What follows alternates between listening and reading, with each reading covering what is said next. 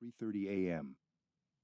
As Ram Dass spoke of the interior transformation he had undergone, I began to experience one too. Subjectively, it was like a figure-ground flip when, in one of those high-contrast images, you suddenly see the space instead of the shape. In my case, I went from being the center of my universe to seeing myself as just one spark of awareness among billions. I understood in that moment that we are all on an evolutionary journey toward realization through infinite time and space. It was more than a conceptual understanding. There was a feeling of meeting together in a deep space of love and compassion for what Ram Dass called our predicament.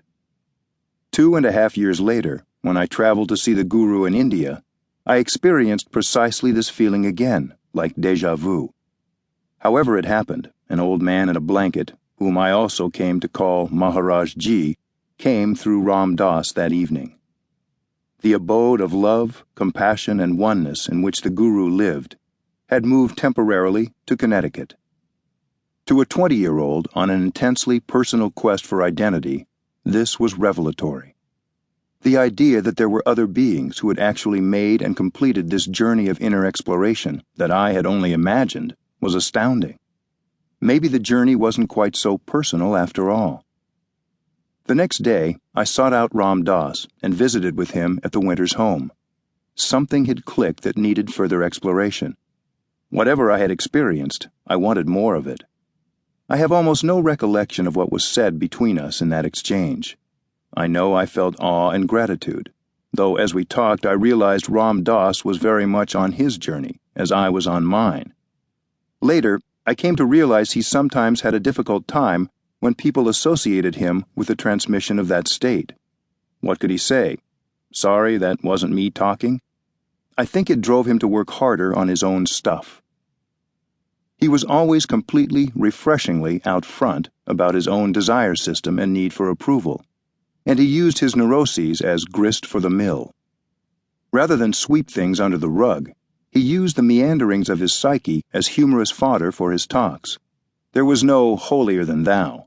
It was more holy than holy, more practical than pious.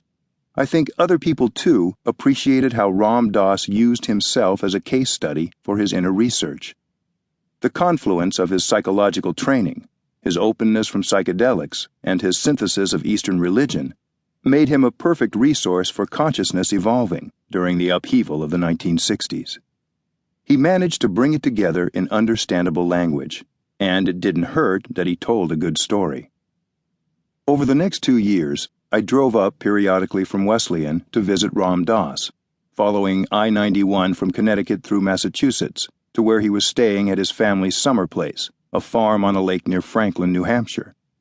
In warm weather, he stayed in a tiny guest cottage without water or plumbing that he made into a cozy retreat, or kuti, where he meditated, practiced yoga, and cooked a daily pot of khichdi, rice and lentils mixed together. In the winter, he moved into the servants' quarters of the main house in the attic over the kitchen. Ram Dass taught me the basics of yoga and meditation, and recommended some of the writings of the saints and yogis he had come to know of in India. Pranayama, breath energy practices, and saying mantras, sacred syllables, became part of my routine. I learned to cook khichdi and make chapatis, Indian flatbread. Ram Dass's father, George Alpert, was a lawyer who had been president of the New York, New Haven, and Hartford Railroad. He and his fiancée, Phyllis, were often at the house when I came up to visit Ram Dass in Franklin. They were extraordinarily hospitable, and I felt like extended family. Clearly, Ram Dass's new manifestation had left them at a loss after his career at Harvard, but they loved who he had become, and they didn't really care why. George continued to call him Richard, and seemed bemused by the assortment of mostly young people who kept turning up. It was all a bit of a mystery, but the love had infected them too. Although he was mostly a hermit that year, in 1967, Ram Dass also gave a talk at the Bucks County Seminar House in Pennsylvania. In Franklin, along with his daily sadhana, or spiritual practice, he worked on a manuscript about his experience in India. In the winter of 1967 and 68, he gave an extended series of talks at a sculpture studio on the east side of Manhattan. The same people showed up night after night, often